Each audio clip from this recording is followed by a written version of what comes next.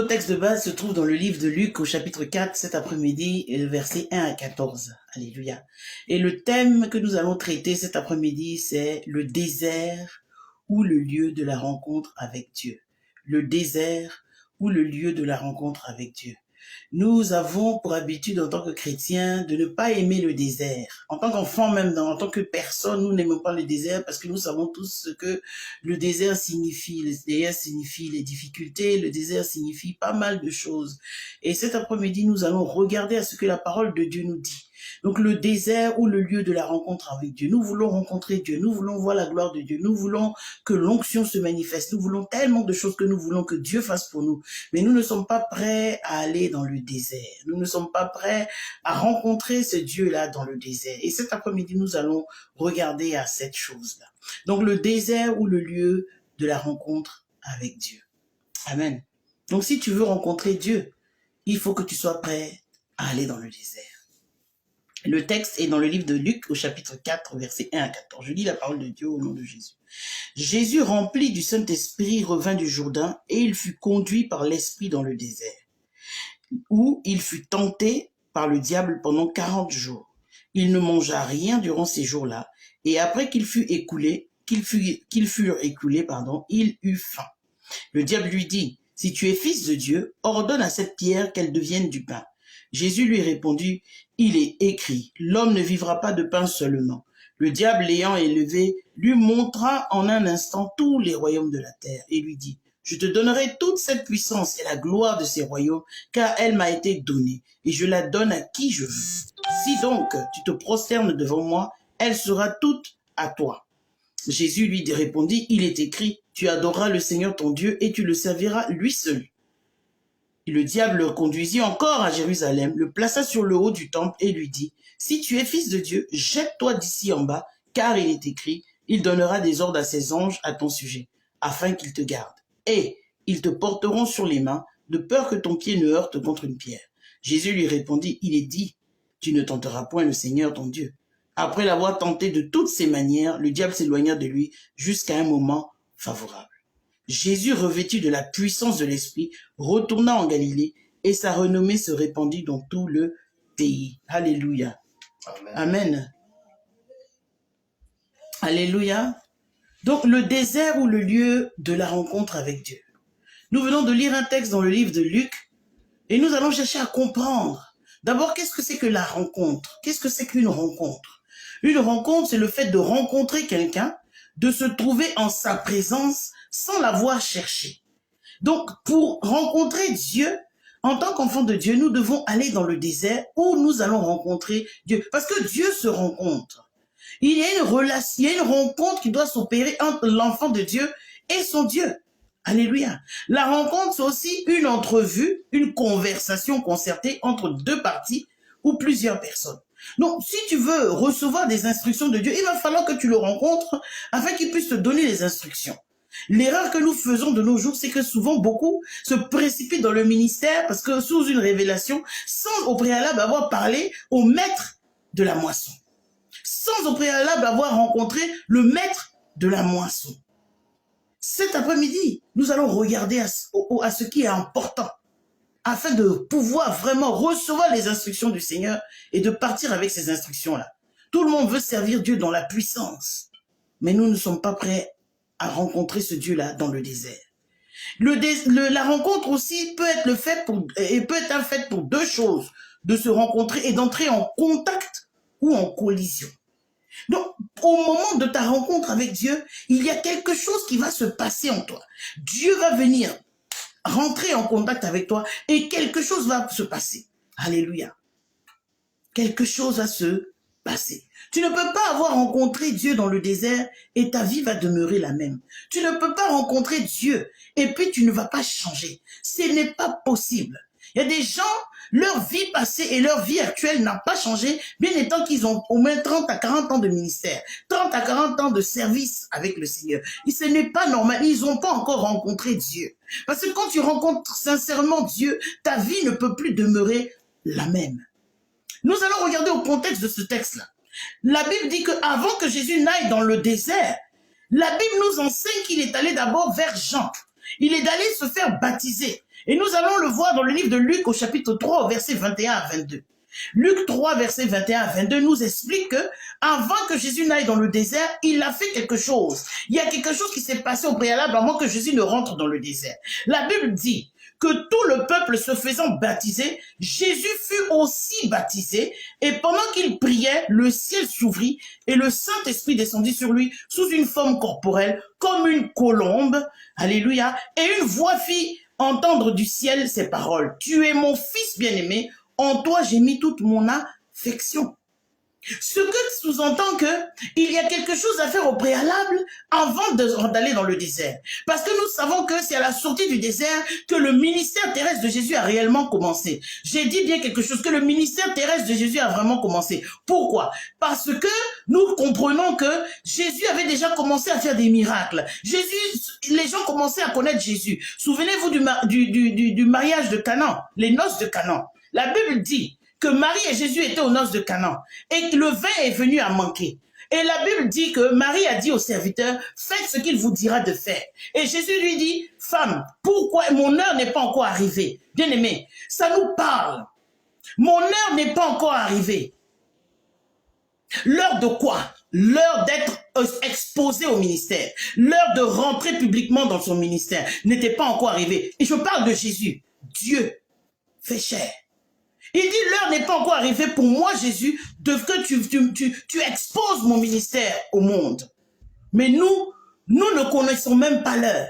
Nous ne savons même pas le temps. Et nous nous précipitons dans les choses parce qu'on t'a donné une révélation à droite ou à gauche. Tu n'es même pas parti dans la présence de Dieu qui t'a appelé pour lui demander des instructions, mais parce que quelqu'un t'a dit, ou bien parce que tu as fait un songe, ou parce que je ne sais quoi, tu te jettes dans le ministère sans être passé par les étapes. Alléluia.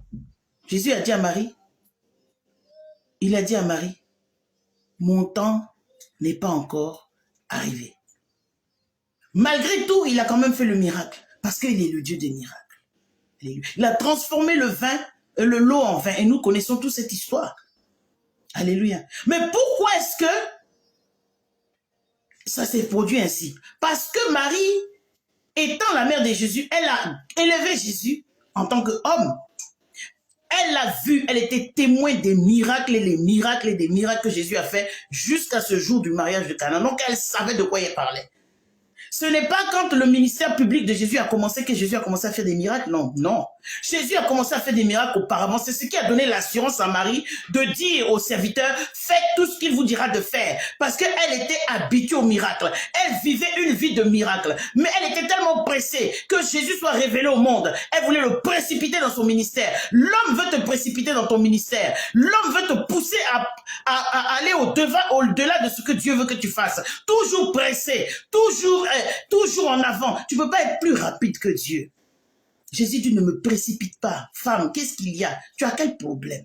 Pourquoi est-ce que tu es pressé que j'ai un ministère public? Pourquoi est-ce que tu es pressé que les gens sachent qui je suis? Pourquoi est-ce que tu es pressé que les gens découvrent qui je suis? Je ne suis pas venu pour me faire voir. Je ne suis venu pour accomplir une mission. Marie n'avait pas compris que Jésus n'était pas là pour dire au monde qu'il était là pour faire des miracles. Marie n'avait pas compris que Jésus n'était pas venu pour plaire aux hommes. Marie n'avait pas compris que Jésus était venu pour accomplir une mission. Bien aimé, nous ne sommes pas dans le ministère pour nous faire voir. Nous ne sommes pas dans le ministère pour nous montrer. Nous sommes dans le ministère parce que Dieu nous a appelés pour une mission.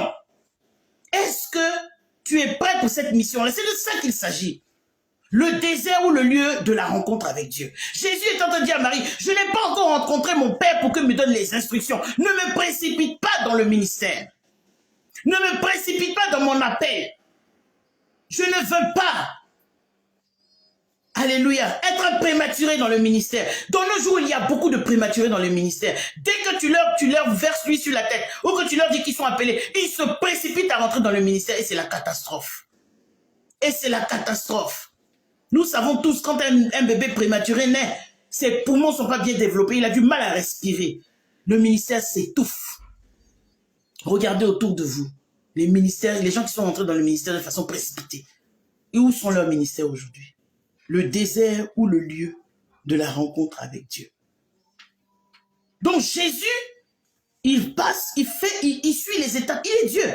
Il pouvait rentrer directement dans le ministère. Mais il suit les étapes. Il suit la marche. il va rencontrer Jean. Alléluia. Il va au Jourdain, comme tout le monde. Il était Dieu, mais il a fait comme tout le monde à son époque. Il est passé par Jean. Alléluia. Il est allé au Jourdain pour se faire baptiser. Jean ne voulait pas le baptiser. Hein. Jean ne voulait pas. Il dit, mais attends, qui va baptiser qui? Toi, tu es Dieu. Toi, tu es celui que j'ai précédé. Je ne peux pas te baptiser. Jésus a dit quoi à Jean? Jésus lui a dit, faisons ce qui est convenable.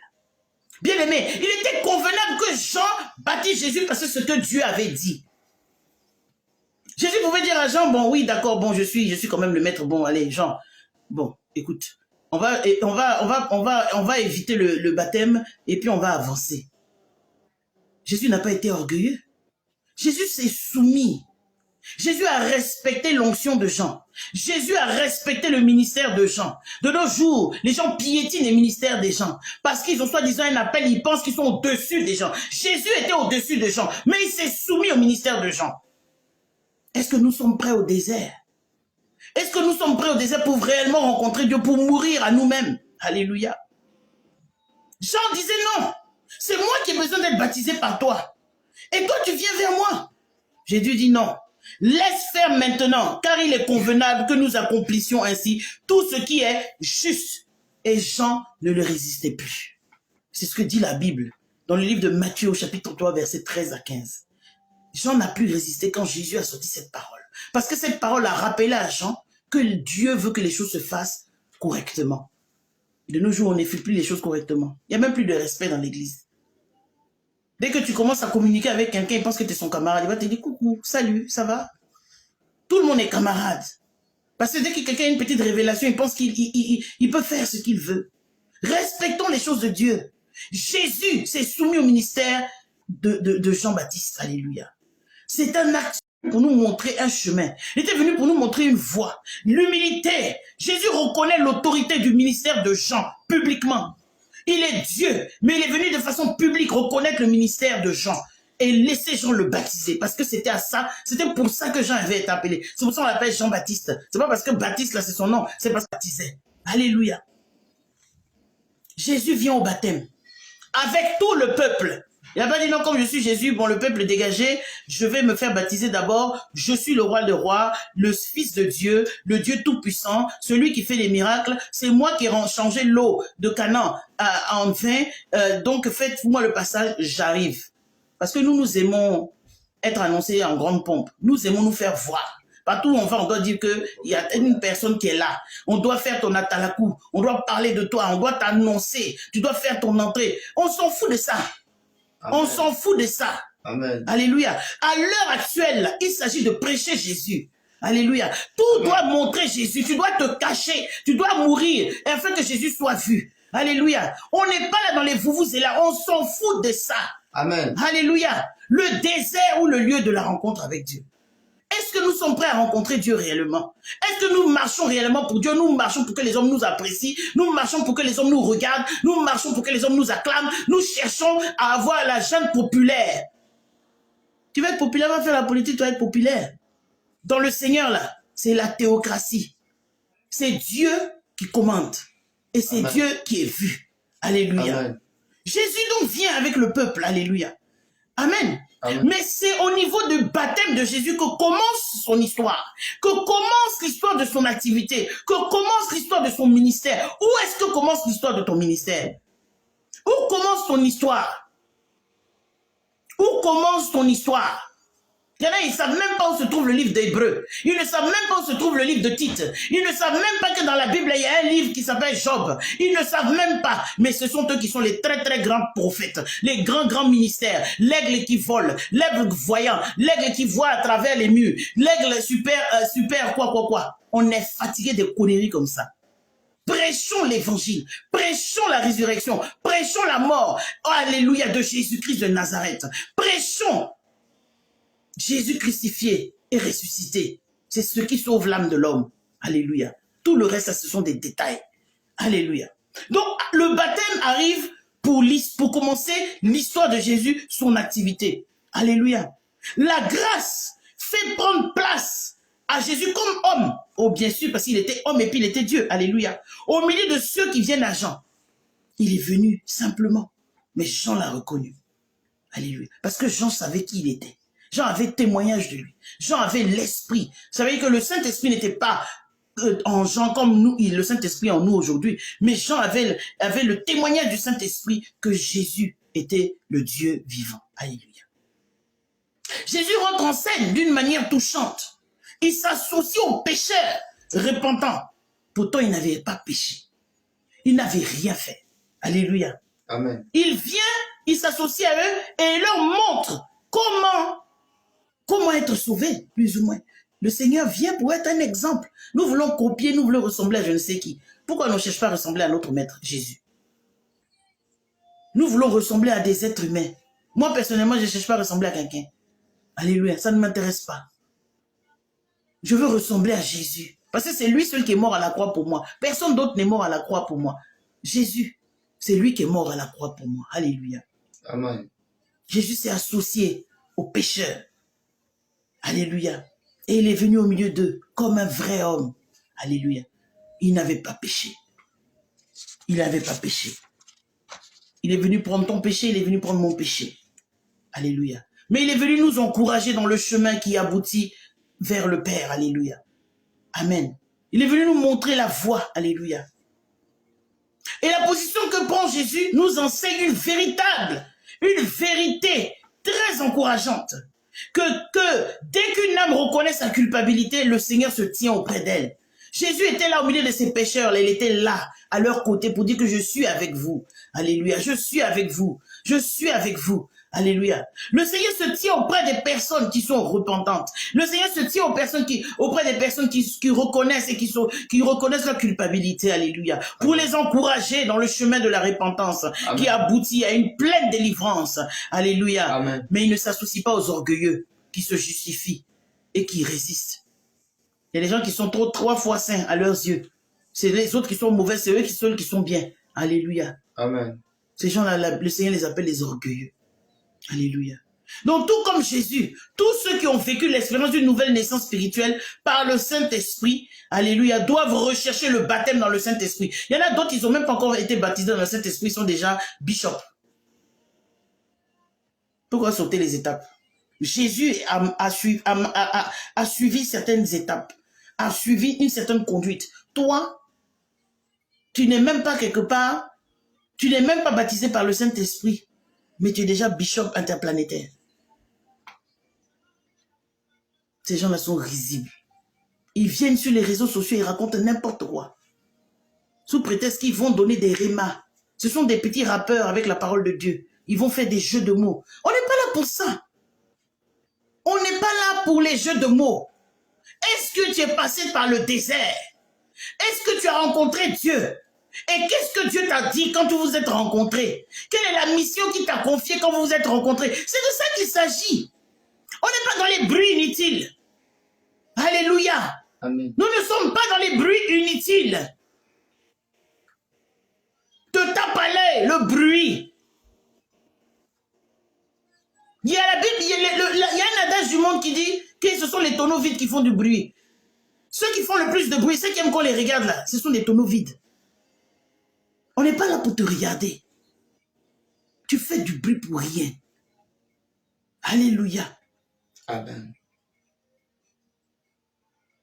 Nous devons rechercher le baptême dans le Saint-Esprit pour recevoir la puissance dans notre vie et dans notre ministère. Le livre de Actes au chapitre 1 verset 8 dit « Mais vous recevrez une puissance. Le Saint-Esprit survenant sur vous, et vous serez mes témoins à Jérusalem, dans toute la Judée, dans la Samarie et jusqu'à l'extrémité de la terre. » Bien-aimés, nous ne pouvons pas être des témoins sans le Saint-Esprit. Je peux répéter ça? Amen. Nous ne pouvons pas être des témoins sans le Saint-Esprit. Parce que ce n'est pas tes discours convaincants qui intéressent les gens. Alléluia. Les gens s'en foutent de tes discours convaincants. Les gens veulent voir Jésus. La Bible dit que le monde attend la manifestation, c'est-à-dire que toute la création attend la manifestation des fils de Dieu. Ils sont fatigués de tes discours qui n'ont ni tête ni queue, tes bavardages inutiles, ta théologie qui n'a ni tête ni queue. Ils sont fatigués de tes bavardages, de ton copiage collé.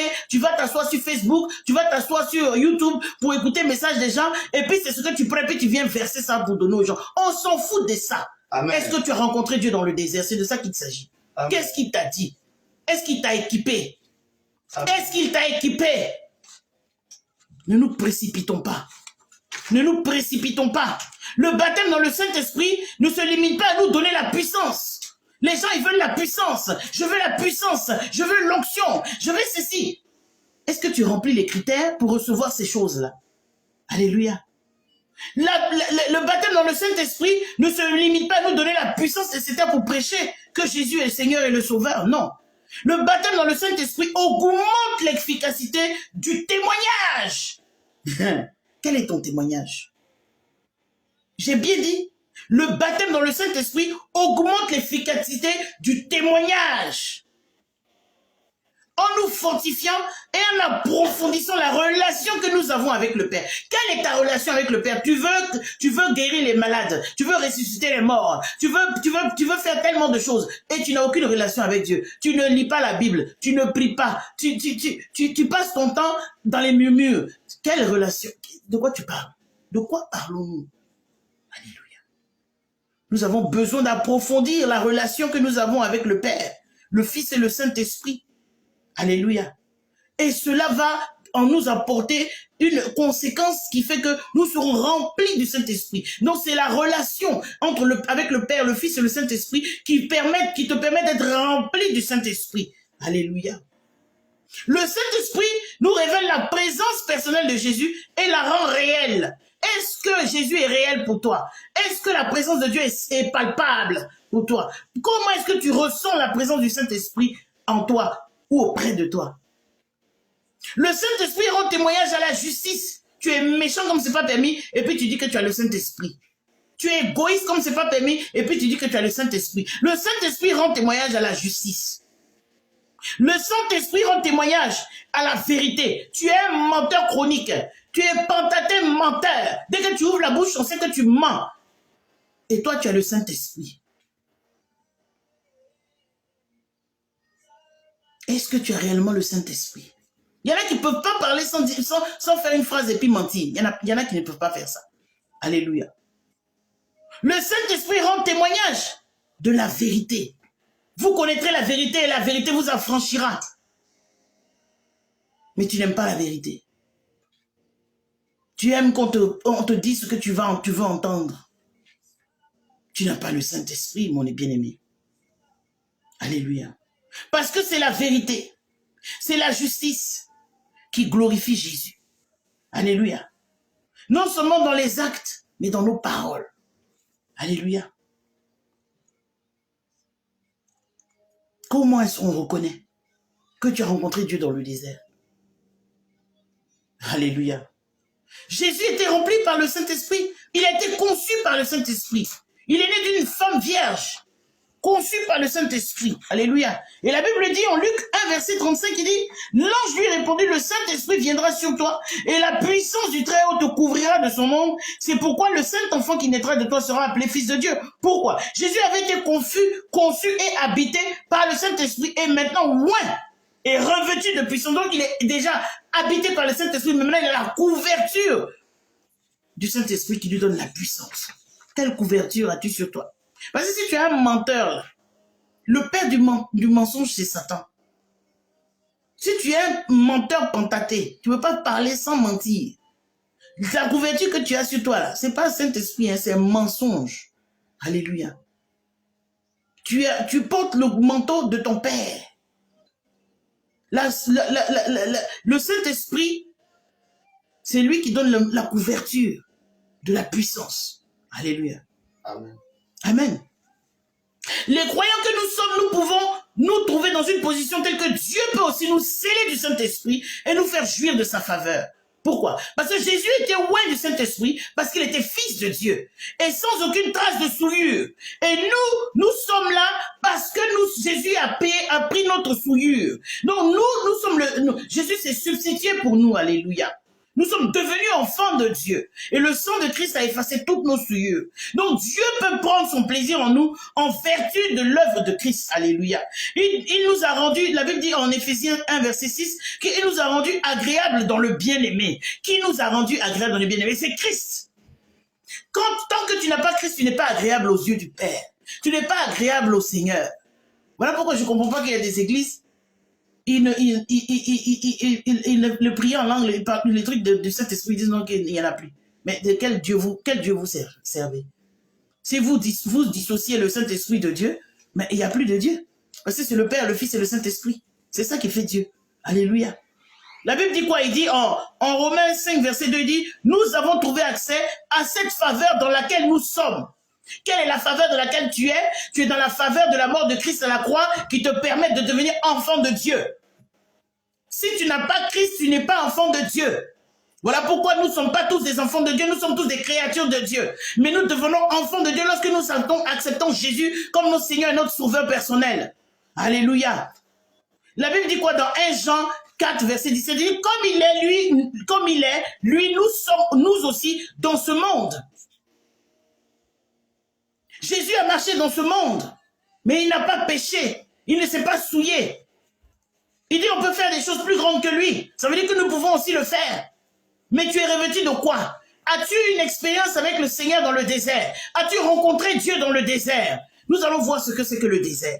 Qu'est-ce que c'est que le désert? Parce que d'autres veulent Dieu sans la souffrance. D'autres veulent Dieu parce qu'ils voient les gens dans les jets privés, les machins. Vous êtes sûr que c'est Dieu ils servent? Vous êtes sûr que c'est Dieu ils servent? Des menteurs comme ça, des manipulateurs, des escrocs, des bandits de grand chemin. Je ne suis pas en train de dire que Dieu ne bénit pas. Mais Dieu ne nous demande pas de manipuler les gens.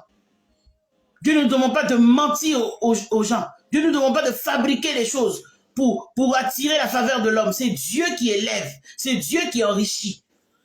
Alléluia. Le désert. On va lire Luc 4, verset 1 à 2. La Bible dit, j'ai déjà lu mais je vais relire, que Jésus, rempli du Saint-Esprit, revint du Jourdain et il fut conduit par l'Esprit dans le désert, où il fut tenté par le diable pendant 40 jours. Il ne mangea rien durant ces jours-là et après qu'il fut écoulé, il eut faim.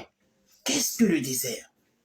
Selon le dictionnaire Larousse en ligne, il dit, c'est une région du globe caractérisée par une pluviométrie inférieure à 200 et souvent même 100 mm et où la densité de population est très faible en raison des conditions du climat, donc aridité et froid, parce que le désert est très chaud dans la journée et très froid dans la nuit. Alléluia. Donc il existe des déserts tempérés, en Mongolie par exemple, ou des déserts très froids en Arctique, ou des déserts très chauds qui sont dans le Sahara. Amen. Mais qu'est-ce que la Bible dit? Ça, c'est le monde séculaire qui dit ça. La Bible a dit quoi par rapport au désert? Le désert, selon la parole de Dieu, n'évoque rien de réjouissant. Voilà pourquoi les gens n'aiment pas le désert. Le désert est synonyme de chaleur. Le désert est synonyme d'aridité, de sécheresse, de soif, de bêtes sauvages, de danger, de silence, de solitude, de peur, etc. Alléluia. Mais pourtant, dans le désert, on y trouve aussi des pâturages, des prairies, des sources d'eau, même de l'eau chaude, des oasis, des puits. Pour nous qui sommes chrétiens, ces réalités peuvent nous enseigner de profondes et édifiantes leçons que si nous avons discerné le sens spirituel du désert. C'est dans le désert que Joseph a été jeté dans le puits par ses frères et a été vendu aux Madianites. C'est dans le désert qu'Agar a eu l'apparition de l'ange qui lui a donné à boire pour pas qu'elle meure, elle et son fils. Le désert peut être aussi synonyme de bonnes choses. C'est pas seulement des mauvaises choses. Non, tu peux rentrer, peut-être à cause d'une mauvaise chose, mais tu peux ressortir du désert. Et en tant qu'enfant de Dieu, nous ressortons du désert bénis. Alléluia. Amen. Parce que Dieu ne nous envoie pas dans le désert pour qu'on meure dans le désert. La Bible dit que Jésus est sorti du désert après 40 jours et il eut faim. Alléluia. Il eut faim. Alléluia. Le désert peut s'avérer être un lieu privilégié pour rencontrer notre Créateur. Car notre oreille serait devenue attentive à sa voix. Tu vas tellement être seul dans le désert, à crier à Dieu, à chercher Dieu, que ton oreille va être attentive à sa voix. Parce que quand tu es dans le bruit, le brouhaha, Dieu peut te parler, tu n'entends pas. Souvent même Dieu nous parle et puis on dit, oh, Satan, arrête. Parce que la parole que nous recevons ne nous convient pas. Mais bien aimé, quand tu te trouves dans le désert, tu es tellement épuré que tu finis par entendre la voix de Dieu. Nous devons aimer le désert. Parce que c'est dans le désert que nous rencontrons Dieu. C'est dans le désert que Dieu nous donne les instructions. C'est dans le désert que nous sommes sobres. Alléluia. C'est ce que nous dit le prophète Osée. En Osée 2, verset 16, il dit quoi? Il dit, c'est pourquoi voici, je veux l'attirer et la conduire au désert et je parlerai à son cœur.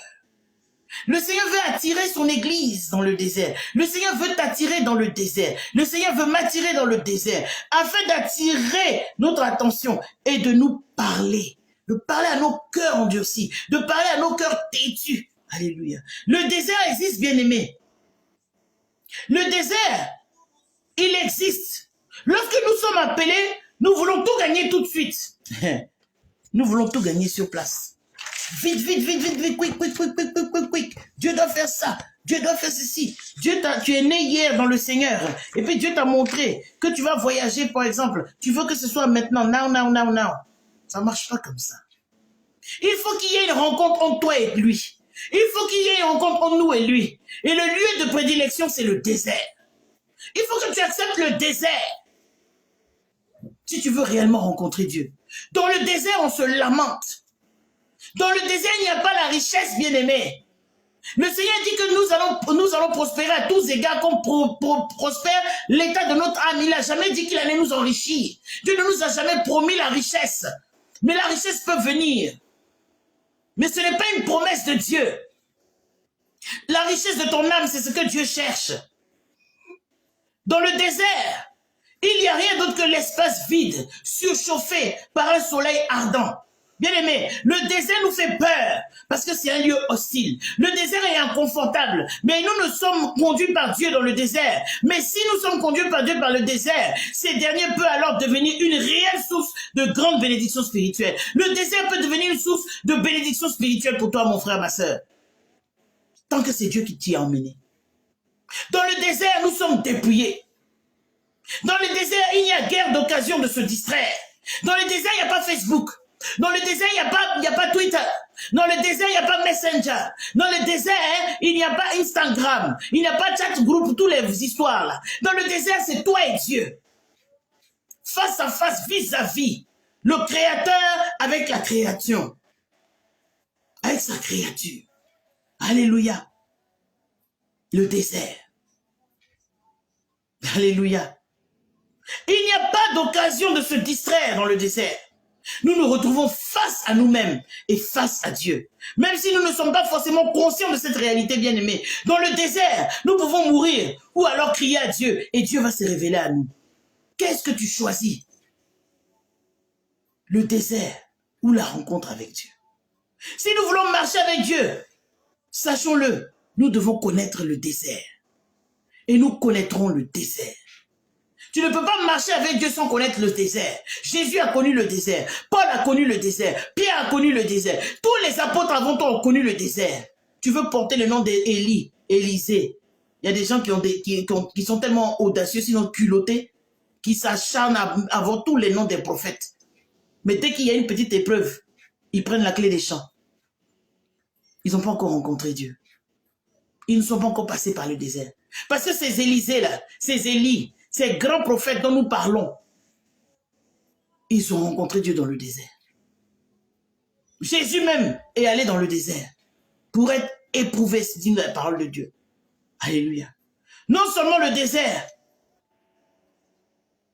Alléluia. Nous devons voir le désert ici-bas si nous voulons réellement servir Dieu. La sanctification aussi fait partie du programme du Seigneur pour ses enfants. Et le désert est un lieu de sanctification. Qu'est-ce que tu dois enlever dans ta vie? Qu'est-ce que tu dois arracher de ta vie? Qu'est-ce que le Seigneur doit encore enlever dans ta vie? Comment est-ce que Dieu doit encore te dépouiller? Alléluia. Dans le désert, nous serons tentés. Dans le désert, nous serons éprouvés. Alléluia. Comme le fut Jésus avant nous par Satan. Alléluia. Dans le désert, ton moi va tomber. Alléluia. Dans le désert, nous serons éprouvés par la chaleur de l'épreuve. Alléluia. Amen. Et Pierre nous le dit tellement bien. Il dit dans 1 Pierre 4, verset 12, il dit, Mais bien aimés, ne trouvez pas étrange d'être dans la fournaise de l'épreuve comme si vous arrivait quelque chose d'extraordinaire. Il dit, ne soyez pas étonnés d'être dans la fournaise de l'épreuve. 1 Pierre 4, verset 12. Ça veut dire que être dans la fournaise de l'épreuve, être dans le désert, c'est normal pour un enfant de Dieu. C'est normal pour un serviteur de Dieu. Pourquoi tu penses que quand tu arrives au Seigneur, ça va être une vie de plaisir, de joie, de bénédiction seulement? Il n'y a pas de moment d'épreuve. Les gens qui vous font miroiter que Dieu bénit, Dieu bénit, Dieu bénit parce qu'il est amour, ce sont des menteurs. Alléluia. Ce sont des menteurs. Le désert, bien aimé, c'est égal à une foi éprouvée. Le désert, c'est le passage nécessaire pour connaître qui est la personne de Dieu. Tu veux connaître Dieu, accepte le désert. Tu veux connaître Dieu, accepte la souffrance. Tu veux connaître Dieu, accepte la solitude. Tu veux connaître Dieu, accepte les épreuves. Tu verras Dieu. Accepte les épreuves. Seigneur, je veux voir ta gloire. Seigneur, je veux ton onction. Je veux guérir les malades. Je veux voir la puissance. Je veux la révélation. Je veux les prophéties. Tu ne veux pas aller dans le désert? Ça n'arrivera jamais. Alléluia. Amen. Amen. Si tu ne veux plus marcher avec Jésus, où est-ce que tu vas aller? Si tu refuses le désert, où est-ce que tu vas aller? Tu dois amortir le coup du désert. Il y a un carrefour incontournable. C'est la personne de Jésus dans le désert. Quand Jésus est sorti du désert, il est sorti avec la puissance de l'esprit. Tu veux la puissance de l'esprit sans le désert? Tu peux toujours rêver. Ça n'arrivera jamais. Alléluia. Amen. La puissance de l'esprit, c'est pas quand tu passes tout le monde tombe, c'est pas ça. C'est pas de ça qu'il s'agit. Non. C'est pas tomber là qui dit que tu as l'onction. C'est pas tomber là qui dit que tu as la puissance de Dieu. C'est pas ça. Parce que la Bible nous dit que quand Jésus prêchait, les miracles se produisaient. Dans la prédication, les miracles se produisent. Ce n'est pas de se jouer les dangereux, sauter partout, vous faites du bruit, jeter les gens ici, pousser les gens ici, imposer. C'est pas ça, l'onction. L'onction, c'est un manteau. L'onction, c'est un ordre de mission. La parole de Dieu dit que le Seigneur confirmait sa parole par les signes et les prodiges et les miracles qui accompagnaient. Ça veut dire que quand tu prêches l'évangile, les signes et les prodiges se produisent. C'est pas forcément que tu le vois. Il y a des gens qui sont guéris dans leur âme. C'est le premier miracle, la guérison de l'âme. Et c'est le plus grand des miracles. Le salut de l'âme. C'est pas parce que les gens ne sont pas projetés partout que tu n'as pas l'onction. C'est un faux enseignement. Amen. Les projections partout, là, les démons se manifestent aussi. Ce sont des délivrances. Alléluia. Arrêtons de nous leurrer. Revenons à l'évangile saint pur. Le désert. Ou la rencontre avec Dieu. Ou le lieu de rencontre avec Dieu. Quelle est la leçon pour nous ici? Lorsque nous sommes dans le désert, souffrant d'une situation difficile, nous avons souvent le réflexe de chercher à nous désaltérer à la source de la parole de Dieu. Mais beaucoup ne se désaltèrent pas à la source de la parole de Dieu. Ils sont accrochés sur leur téléphone pour se plaindre matin, midi, soir.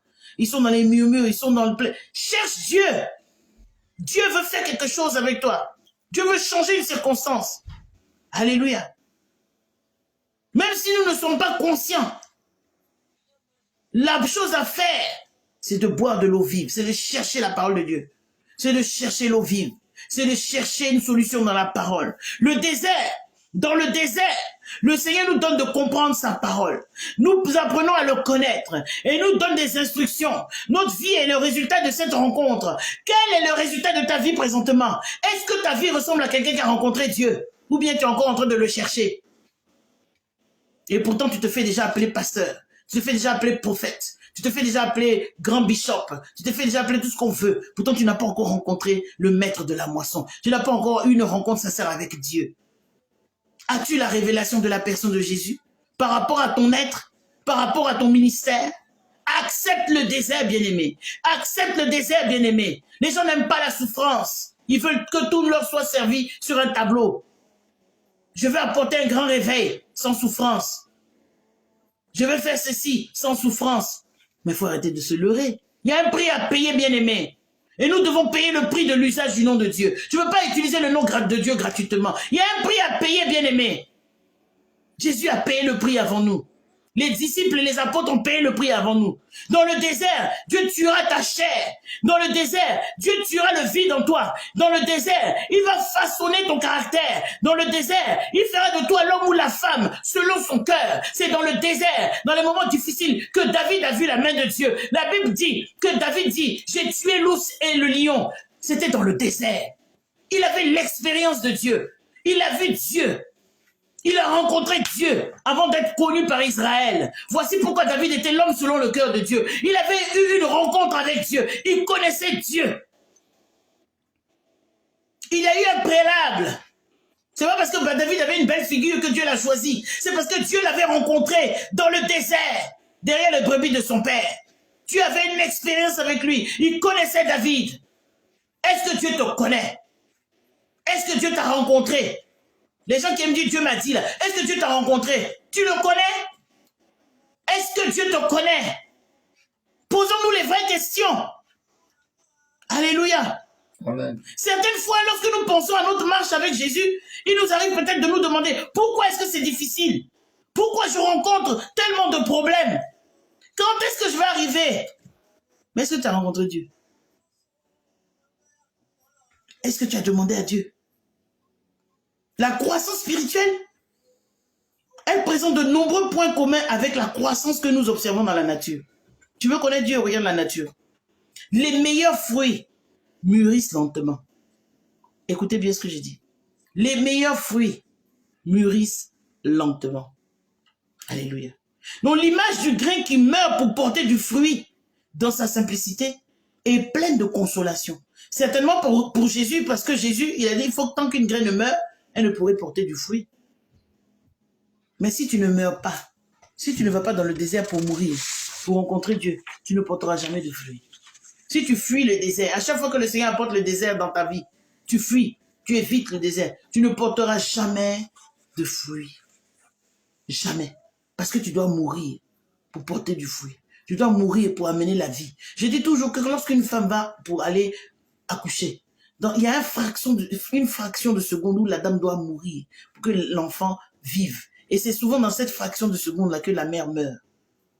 Parce qu'elle n'est pas forte pour sortir de cette fraction de seconde. Ça ne prend qu'une fraction de seconde. Tu dois mourir pour donner la vie. Tu ne peux pas avoir la vie et puis donner la vie. C'est pas possible. Voilà pourquoi Jésus a dû mourir pour que nous ayons la vie. Alléluia. Amen.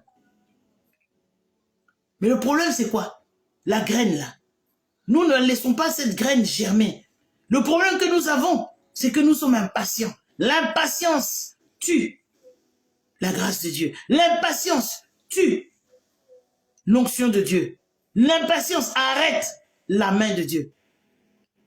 Parce que nous sommes impatients, nous déterrons les graines pour voir si elle a grandi. Mais quand tu la déterres pour voir si elle a grandi, tu as tué.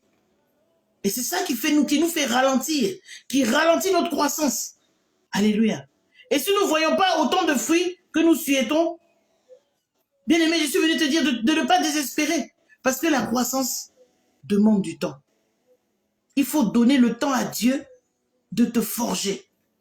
Mais en entendant, qu'est-ce que tu peux faire? Tu peux nourrir ta croissance avec la parole de Dieu. Tu peux passer ton temps à la lecture, répéter des promesses de Dieu. Parce que ça nous aide à nous rappeler. Alléluia. Nous souvenir que Dieu est à l'œuvre, même lorsque nous ne le voyons pas. C'est pas parce que tu ne vois pas Dieu agir que Dieu n'est pas en train d'agir. La Bible dit en Hébreux 11, verset 1, « Or, la foi, c'est l'assurance des choses qu'on espère, la démonstration des choses qu'on ne voit pas. » Alléluia. Deuxième chose que tu peux faire, c'est de coopérer avec Dieu lorsqu'il t'émonde. Nous n'aimons pas que Dieu nous émonde. Alléluia. Nous louons Dieu pour l'œuvre qu'il accomplit dans notre vie. Alléluia. Et nous devons nous souvenir que tout sarment qui porte du fruit, il l'émonde afin qu'il porte encore plus de fruits. C'est ce que nous dit dans Jean 12, verset 24. Nous pouvons aussi, alléluia, regarder à la parole de Dieu dans Galates 5, verset 22-23, où la Bible nous parle du fruit de l'esprit, du fruit, pas des fruits, du fruit. Parce que c'est un fruit qui a 12 compartiments, comme une orange, alléluia. Dans la prière. La Bible nous parle de l'amour, la joie, la paix, la patience, la bonté, la bienveillance, la félicité, la fidélité, la douceur et la maîtrise de soi. Nous devons demander à Dieu de nous aider à porter ce fruit dans notre vie. Alléluia. Et la croissance prend du temps, bien-aimé. Ne baissons pas les bras et continuons de développer jour après jour notre relation avec Dieu. Tout se passe dans le développement de la relation avec Dieu. Et la Bible dit quoi? Toujours au verset 2 que j'ai lu tout à l'heure, la tentation par le diable. Alléluia. Dieu souvent permet que le diable vienne nous tenter. Il l'a permis avec Job. Il peut le permettre aussi pour toi. Faut pas croire que tu es à l'abri. Parce que Dieu est amour. Alléluia. Ces évangiles à l'eau de rose, là, on n'en a plus besoin. Ce n'est plus le temps de l'évangile à l'eau de rose. C'est le temps de l'évangile de la vérité qui a franchi. Alléluia. Et l'une des caractéristiques essentielles de la tentation de Jésus était en rapport direct avec le genre de Messie qu'il serait et la manière dont il utiliserait l'onction reçue de Dieu. L'épreuve que tu vas recevoir, la tentation que tu vas recevoir est à la hauteur du ministère que tu dois avoir. Si tu n'es pas prêt pour les grandes tentations, ne sois pas prêt à un ministère mondial. Il faut arrêter de rêver. Il faut arrêter de rêver.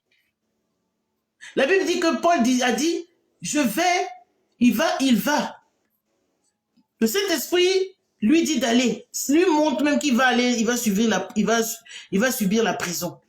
Mais il va, parce que c'est là-bas que le Saint-Esprit le veut. Mais aujourd'hui, nous continuons de parler de l'apôtre Paul. Nous sommes encore impactés par son ministère. Parce qu'il était prêt à payer le prix. Nous ne sommes même pas prêts à payer un petit prix. Et nous voulons des grands ministères. Nous voulons être des grands vases d'honneur. Arrêtons de rêver. La tentation.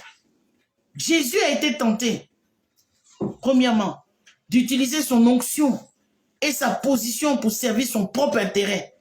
Le diable lui a dit qu'au verset 3 à 4 de Luc 4, il dit, le diable lui dit, si tu es fils de Dieu, regardez comment le diable vient pour le séduire. Si tu es fils de Dieu, ordonne à cette pierre qu'elle devienne du pain.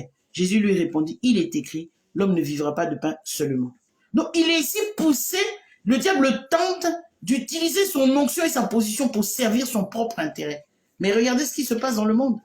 Les gens utilisent l'onction de Dieu. Les gens utilisent le nom de Dieu pour leur propre intérêt.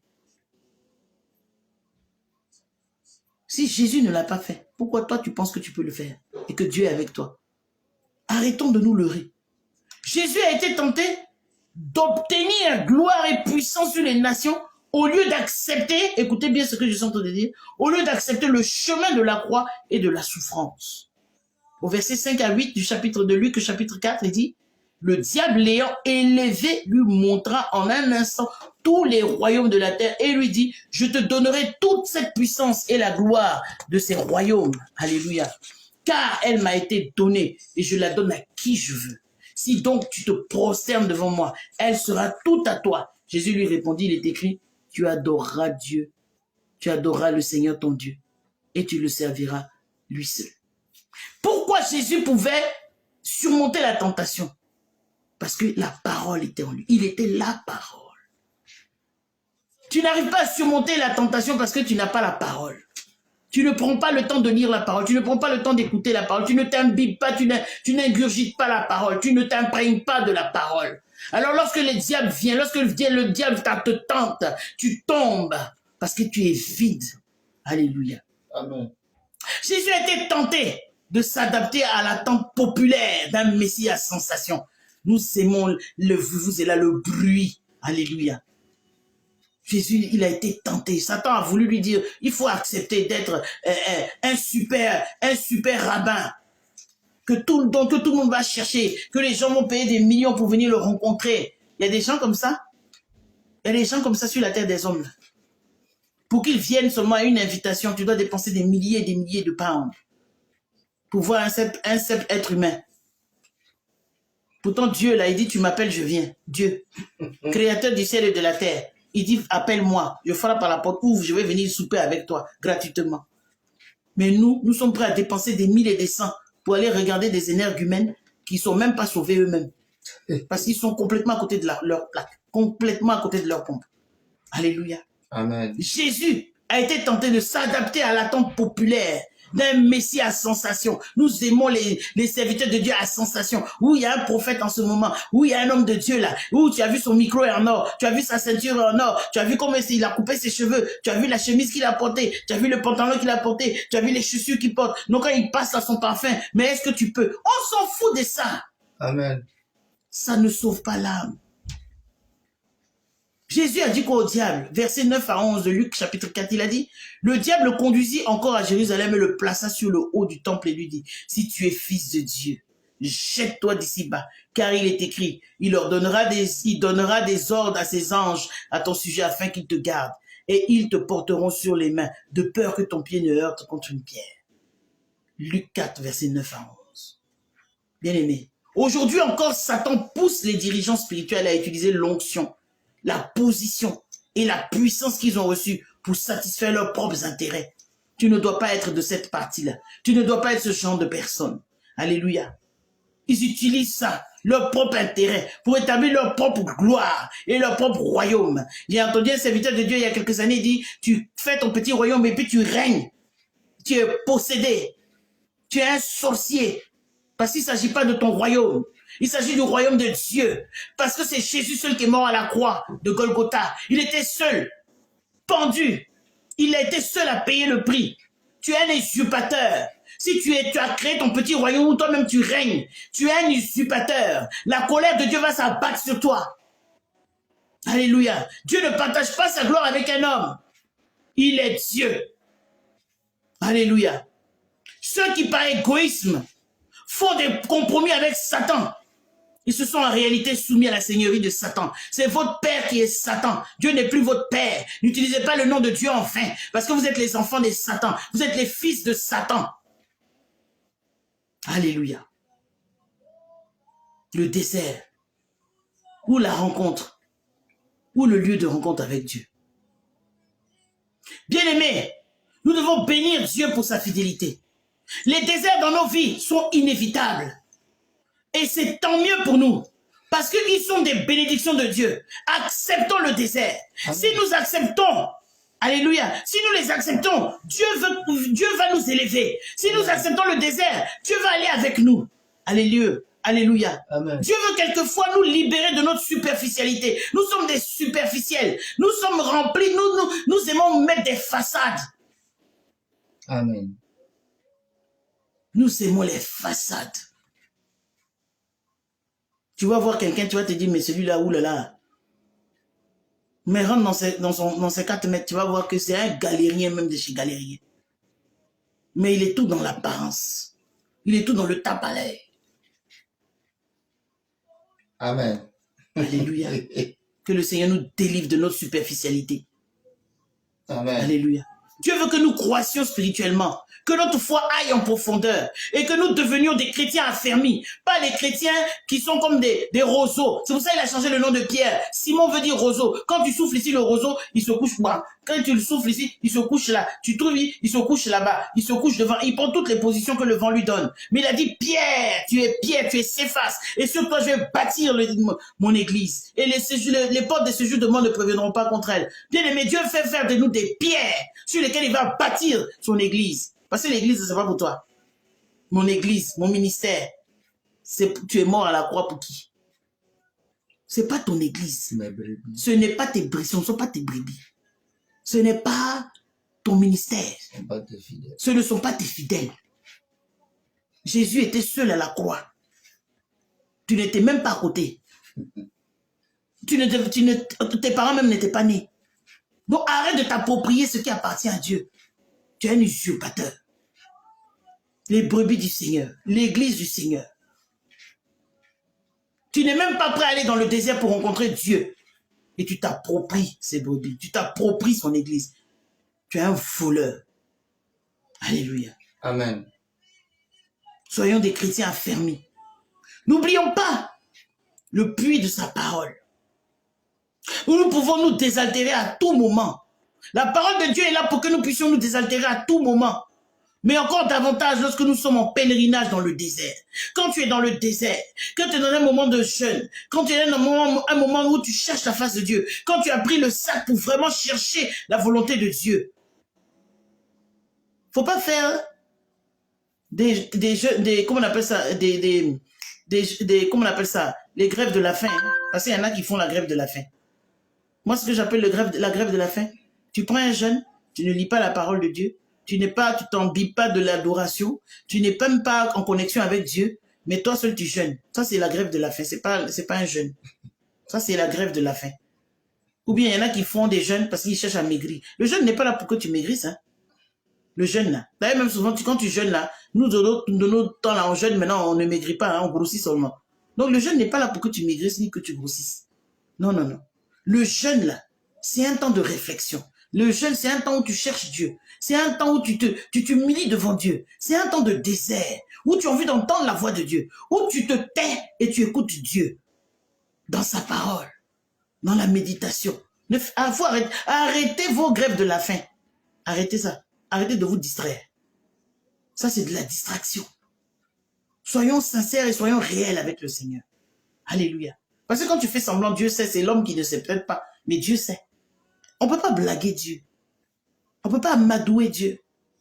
Arrêtons de nous faire souffrir même pour rien. Alléluia. Alléluia.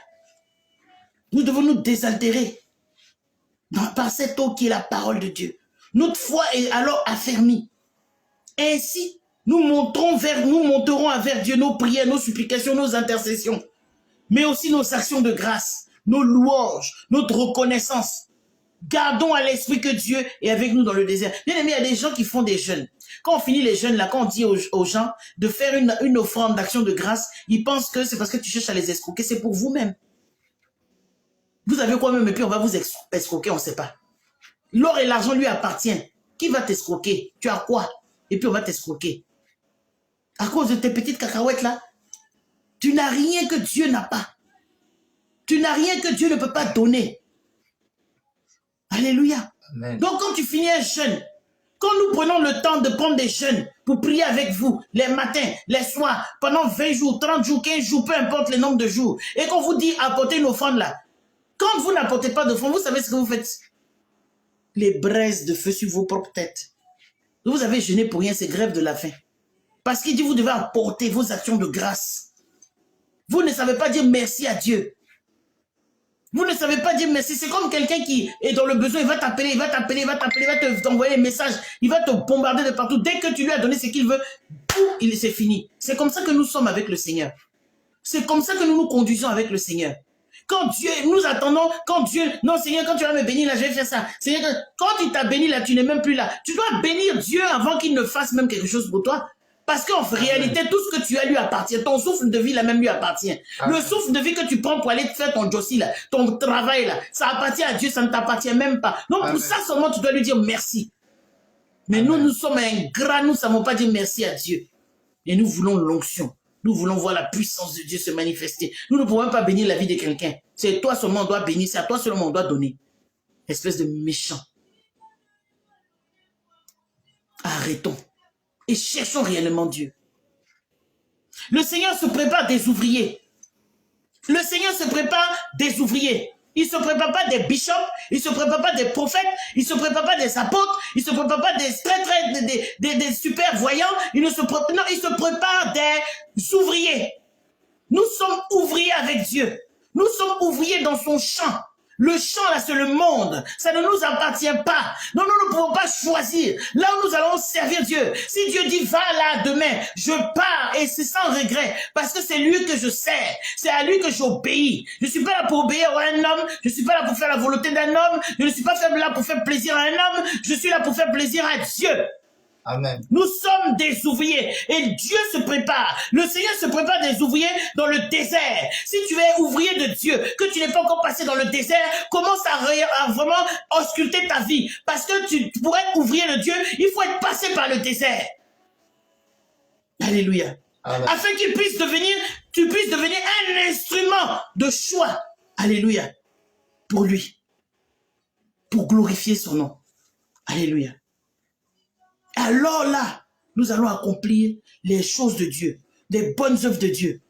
Alléluia. Les choses qu'il a préparées d'avance. Ce n'est pas quand tu as décidé de servir Dieu qu'il prépare les choses. Hein. Il les a déjà préparées. Il les avait déjà prédisposées. Avant même que tu ne sois un fœtus dans le sein de ta mère. Dieu avait déjà préparé toutes ces choses. Il dit à Jérémie, je te connaissais pendant que tu étais dans le sein de ta mère. Je t'avais déjà établi. Tu penses que c'est quand toi tu as décidé de servir Dieu que Dieu t'a établi? Non. C'est depuis le sein de ta mère que Dieu t'a choisi, que Dieu t'a appelé. Mais vous savez, il y a beaucoup de, j'ai dit tout le temps, il y a beaucoup de gens au cimetière qui ont l'onction, ils sont morts avec onction, et puis on ne les a jamais connus. Les cimetières sont remplis des gens qui ont été appelés à servir Dieu, qui n'ont jamais servi Dieu. Parce qu'ils regardaient à eux. Mais qu'est-ce que je vais gagner dedans? Mais qu'est-ce que je vais trouver dedans? Tu vois qu'on sert Dieu pour avoir quelque chose dedans? On sert Dieu parce que Dieu nous a demandé de le servir, c'est tout. S'il veut nous donner quelque chose, il nous donne. S'il ne veut pas aussi, il ne nous donne pas. Et puis, il n'y a rien. La Bible dit qu'il y a des serviteurs avant nous qui sont morts en espérant obtenir des choses qu'ils n'ont jamais obtenues. Donc, pourquoi c'est à toi, on doit tout donner? Le fait même que Dieu te regarde un peu là, ta petite personne là, le fait qu'il te regarde un peu là, il faut dire Alléluia, gloire à Dieu. Parce qu'il y a des millions et des millions de personnes sur la terre des hommes. Mais c'est toi que Dieu a regardé. Donc, estime-toi heureux. Alléluia. Amen. La Bible dit que la moisson est grande, mais il y a peu d'ouvriers. Luc 10, verset 2. L'Église a besoin d'ouvriers. Des ouvriers qui vont œuvrer pour le royaume de Dieu, pas qui vont œuvrer pour leur propre ventre, qui vont œuvrer pour le royaume de Dieu. Et il y a du travail pour tous les enfants du Seigneur, que ce soit dans la prière, ou en nous mettant au service de Dieu avec les talents dont il nous a pourvus. Alléluia. Les gens pensent que le service de Dieu, c'est seulement la prédication. Il y a trop de choses à faire pour le Seigneur. Il y a trop de choses, tu peux te rendre utile pour Dieu sans pour prendre un micro un jour. Et Dieu va se souvenir de toi. Que ce soit de la prière à d'autres choses. Alléluia. On ne parle pas d'être dans l'activisme. Ce n'est pas de ça qu'il s'agit. Il y a des gens qui sont dans l'activisme. Ils sont partout et puis ils sont nulle part. Alléluia. Il ne s'agit pas de tomber dans l'activisme pour être dans le faire. J'ai fait ça pour toi. C'est ça, les gens de la Bible disent que Jésus dit à la dernière nuit, tu diras, j'ai fait ceci. Ça, c'est de l'activisme. Alléluia. Dieu n'a pas besoin de ça. Alléluia. Mais nous devons être formés à l'école du désert si nous voulons être différents. Alléluia. Nous devons être dans l'être au lieu d'être dans le faire. Alléluia. J'ai dit, nous devons être dans l'être au lieu d'être dans le faire. Et ce que nous ferons sera le fruit de ce que Dieu aura fait de notre être. Pourquoi? Parce que nous serons passés dans le désert. Nous aurons rencontré Dieu. Nous avons eu cette rencontre avec Dieu qui transforme. Alléluia. Nous ne vivons donc plus exclusivement selon la tendance de ce siècle qui accentue le bien-être. Les 7 solutions pour avoir ceci. Les 10 solutions pour avoir ça. Alléluia. Les 3 points pour avoir le Saint-Esprit. Les 10 points pour que Dieu te parle audiblement. Ça, c'est des choses du bien-être, c'est des conneries, tout ça là. Alléluia. Nous devons prier que Dieu nous montre ce qu'il attend de chacun de nous, individuellement, dans l'être, selon lui. Pas selon toi, tes plans et tes désirs. Non. Selon lui. Amen. Alléluia. Et je vais conclure en disant ceci. De la tentation de Jésus découle une importante vérité. Alléluia. Et cette vérité, nous devons prêter attention à cette vérité-là. Et cette vérité, c'est que pour pouvoir obéir à la parole de Dieu et la citer, il faut la connaître. Pour pouvoir obéir à la parole de Dieu et la citer, il faut la connaître. Il faut la lire quotidiennement, sinon l'écouter quotidiennement. C'est là la véritable instruction, sans laquelle tout autre enseignement n'offre aucun profit pour l'éternité. Alléluia. Amen. Donc que Dieu nous bénisse. Aujourd'hui, le message c'était le désert ou le lieu de la rencontre avec Dieu. Je prie que cet enseignement nous donne de changer notre posture, de changer notre façon de faire l'œuvre de Dieu, de changer même notre façon de nous voir. Nous devons nous voir en tant qu'ouvriers. Nous devons nous voir en tant qu'esclaves. Alléluia. À qui Dieu a fait une grâce, une faveur imméritée. C'est ce que je veux dire la grâce. Une faveur imméritée. Que Dieu nous bénisse. Et bonne fin de journée. Amen. Amen.